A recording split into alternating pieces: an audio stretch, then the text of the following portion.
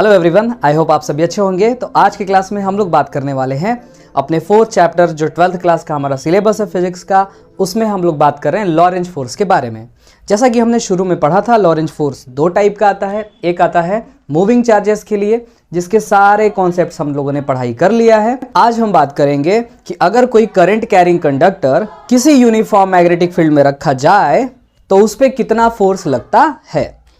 तो इसको समझने के लिए हमको कुछ बेसिक्स जानकारी होनी चाहिए, जैसे कि जो हमारा थर्ड चैप्टर था इलेक्ट्रिक करंट का, उसकी ड्रिफ्ट वेलोसिटी के बारे में जानकारी होनी चाहिए, free electrons present per unit volume की जानकारी होनी चाहिए, ये सारी चीज़ों की जानकारी होनी चाहिए। तो आइए थोड़ा सा सिचुएशन देखते हैं कि सिचुएशन कहता क्या है। पर उससे पहले अगर आपने हमारे चैनल को सब्सक्राइब नहीं किया है तो सब्सक्राइब कर लें, बेल आइकन भी जरूर प्रेस कर लें। So let's start. आज की टॉपिक है magnetic force on a current carrying wire in uniform magnetic field।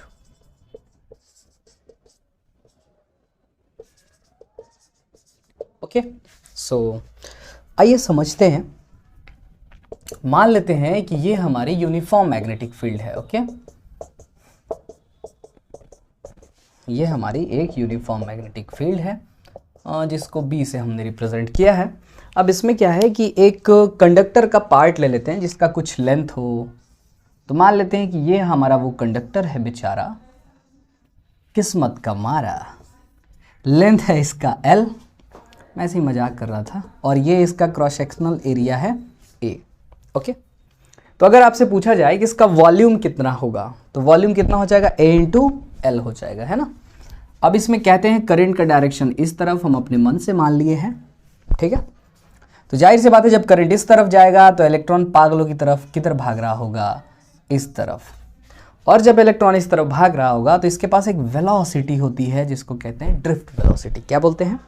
Drift velocity. बहुत अच्छी बात है। तो यहाँ पे हमको थोड़ा समझना है कि हम एक रिलेशन निकालना चाह रहे हैं कि करंट और मैग्नेटिक फील्ड में क्या रिलेशन है, कैसे करंट मैग्नेटिक फील्ड जब एक दूसरे के कॉम्बिनेशन में आते हैं तो इस वायर पे फोर्स लगता है, इसको समझना चाहते हैं। तो इसको समझने के लिए आइए थोड़ा सा बेसिक्स पे बात कर लेते हैं। तो सबसे पहले हमको निकालना होगा वॉल्यूम ऑफ कंडक्टर। जैसा कि आप जानते हैं A इंटू L हो जाएगा, इसमें कोई दो राय वाली बात नहीं है। अब अगर पूछा जाए let small n be the electron density, electron density, okay, इसका मतलब होता है n का number of free charges, number of electrons per unit volume, है ना। ये हमको पहले से दिया हुआ है। मान लेते हैं स्मॉल n जो है हमारे पास नंबर ऑफ इलेक्ट्रॉन्स हैं जो इनमें मूव कर रहे हैं। तो अमाउंट ऑफ चार्ज अगर हमसे पूछा जाए, अमाउंट ऑफ इलेक्ट्रिक चार्ज, तो वो कितना हो जाएगा, वो हो जाएगा, ये तो पर यूनिट वॉल्यूम में है, इतने वॉल्यूम में कितना हो जाएगा, तो ये हो जाएगा n, और साथ में इलेक्ट्रॉन है तो उसका भी चार्ज E, और वॉल्यूम आ गया Al। तो ये बन गया हमारा टोटल चार्ज। इनकी वेलोसिटी कितनी है, Vd है। मैग्नेटिक फील्ड कितना है, B है। तो अब हम यहाँ पर थोड़ा सा यूज़ करने जा रहे हैं by Lorentz force, by Lorentz force. Lorentz force क्या था, याद करिए, F vector is equal to q v cross B vector था, इतना था ना। थोड़ा सा रीअरेंज करते हैं, तो Q की जगह तो अपना ये हो जाएगा, है ना। V की जगह अपना ड्रिफ्ट वेलोसिटी हो जाएगा, Vd, और B की जगह मैग्नेटिक फील्ड एज यूजुअल दिया हुआ है। तो आइए रीअरेंज करते हैं थोड़ा सा। तो F vector is equal to Q की जगह रखेंगे NeAl, Vd cross P। Now let us put the value of Vd। तो Vd की वैल्यू रखेंगे तो क्या आ जाएगा। अब आपको याद ही नहीं है Vd क्या है तो याद करिए, I इज इक्वल टू होता था NeA Vd, chapter third electric current, drift velocity और करंट में relation. So VD is equal to I by NEA. So let's put the value of VD. तो यहाँ आ जाएगा I NEA cross B vector. अच्छा भाई, N से N गयो, E से E गयो, A से A गयो। अब देखो बचता क्या है, तो बचता है अपने पास I L। अब देखना मैं अरेंज कर रहा हूँ, I L क्रॉस B, ये हमारा बन जाता है रिलेशन, है ना। अब इस रिलेशन से हमारा लेना देना क्या है, ये तो एक हमारा रिलेशन बन गया, ठीक है। यहाँ पर L जो है वो वेक्टर है, क्या है, वेक्टर है, वेक्टर है। तो L जो है ये मैग्नीट्यूड देता है। तो सर डायरेक्शन कहाँ से आएगा, डायरेक्शन है करंट, वो देता है, ये करंट डायरेक्शन देता है। तो L ने दिया मैग्नीट्यूड मतलब लेंथ, और करंट का जो डायरेक्शन होगा वो इस L वेक्टर का डायरेक्शन होगा। फॉर वेरी स्मॉल लेंथ, अगर बहुत ही छोटा स्मॉल लेंथ आ जाए तो L टेंस टू कितना हो जाएगा, DL हो जाएगा। कितना हो जाएगा, DL। तो उस कंडीशन में जो हमारा फोर्स होगा, बहुत ही छोटा सा फोर्स, वो लिखा जाएगा IDL क्रॉस B वेक्टर। अगर इंटीग्रेट करोगे तो ये F बन जाएगा। तो F vector is equal to integration IDL cross B vector. ये इन छोटे छोटे टुकड़ों को हमको जोड़ेंगे ना, तो इंटीग्रेट करेंगे तो पूरा फोर्स मिल जाएगा। तो ये हमारा है फोर्स, है ना। फटाफट आप इतना नोट करिए, थोड़ा सा हम इसमें और बात करेंगे।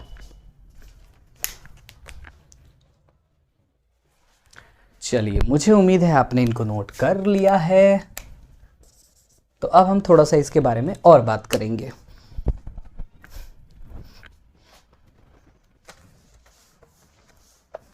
एक छोटा सा डेरिवेशन भी था बाय द वे। इसके कुछ केसेस बनते हैं जिनके बारे में हमको बात करना चाहिए, पर उससे पहले थोड़ा सा डायरेक्शन वगैरह के बारे में बात कर लेते हैं, एक आधी एग्जाम्पल ले लेते हैं, है ना। आइए, तो सबसे पहले बात करते हैं इसमें जो खास चीज़ है वो क्या है। खास चीज़ है F vector is equal to I L vector cross B vector, यही कहानी है। अच्छा, L वेक्टर क्या है, ये वेक्टर है ना। मैग्नीट्यूड कहाँ से आएगा, बोले तो L के बराबर, डायरेक्शन इसका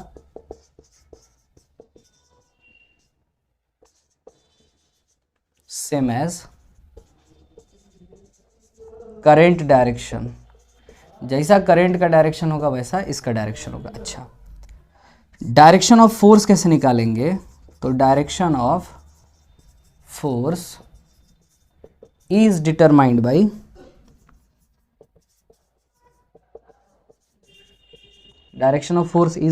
बाय वही पुराना RHTR, ठीक है। तो RHTR का यूज़ करते हैं, वही पुराना RHTR का मतलब समझते हैं ना, right hand thumb rule. Right hand thumb rule कैसे करेंगे, ये L पहले है तो L की तरफ फिंगर्स को लेके जाएंगे और घुमा के B की तरफ लेके आएंगे, है ना। सबसे छोटा वाला एंगल लिया जाता है, सब बता दिया था मैंने। खैर, तो RHTR से निकलेगा। आइए अब एक एग्जाम्पल लेते हैं जिससे थोड़ा सा आपको समझ में आए। मान लीजिए कि कोई जादूगर है, कौन है, कोई जादूगर है या कोई फिजिसिस्ट है जिसको एक एक्सपेरिमेंट करना है, लोगों पे अपना भौकाल झाड़ना है ना। तो उसके लिए वो क्या करता है, एक वायर लेता है। क्या लेता है, एक वायर लेता है। उस वायर में वो एक करंट फ्लो कराता है, जिस वायर का लेंथ होता है L, और करंट वो इस डायरेक्शन में फ्लो कराता है I। अब अगर उसको भौकाल झाड़ना है तो क्वेश्चन में ये पूछा जा रहा है, इस वायर का अपना मास है M, मास कितना, M। तो अगर वो भौकाल झाड़ना चाहता है तो उसको मैग्नेटिक फील्ड किस डायरेक्शन में रखनी होगी, magnitude and direction of magnetic field. Find magnitude and direction of magnetic field to hold the wire in air. अब वो इस वायर को हवा में रखना चाहता है, तो उसको कितना मैग्नेटिक फील्ड किस डायरेक्शन में चाहिए कि ये हवा में हैंग कर जाए, ये है हमारा क्वेश्चन। तो अगर इस क्वेश्चन को करना है तो सबसे पहले आपको समझना होगा, बैलेंसिंग आपको थोड़ी आनी चाहिए। अब ये बंदा अगर ये वायर अगर गिर रहा होगा नीचे तो किसकी वजह से गिरेगा? जाहिर सी बात है वेट की वजह से गिरेगा, जी उसको खींच रही है अपनी तरफ। तो आइए थोड़ा सा डायग्राम के थ्रू समझते हैं। तो जी की वजह से नीचे गिरना चाहता है। किधर गिरना चाहता है? ये बेचारा नीचे गिर रहा है, सेंटर से लगेगा mg। ओके, करंट इस डायरेक्शन में है I, लेंथ इसका L था, L है और L ही रहेगा जब तक इसकी ज़िंदगी है। खैर, तो हमको कुछ ऐसे मैग्नेटिक फील्ड पता करना है, अगर हम कैसे वो जुगाड़ बना लें, किसी भी सिस्टम बना लें कि mg को बैलेंस करने के लिए एक फोर्स हमको मिल जाए ऊपर की तरफ, तो बात बन जाए, है कि नहीं? तो करंट इस तरफ है तो I तो मिल गया, देखो IL क्रॉस B। अगर मैग्नेटिक फील्ड अंदर की तरफ चला जाए, मतलब मैग्नेटिक फील्ड कैसा होना चाहिए? क्रॉस वाला होना चाहिए, टिचुक टिचुक ऐसे वाला। देख रहे हो, देख रहे हो, ये है मैग्नेटिक फील्ड हमारा। मैग्नेटिक फील्ड ऐसे अगर हो गया तो अपनी बात बन जाएगी। देखिए कैसे, IL क्रॉस B, ऊपर की तरफ फोर्स, तो फोर्स किधर लगने लगा? ऊपर की तरफ। तो एट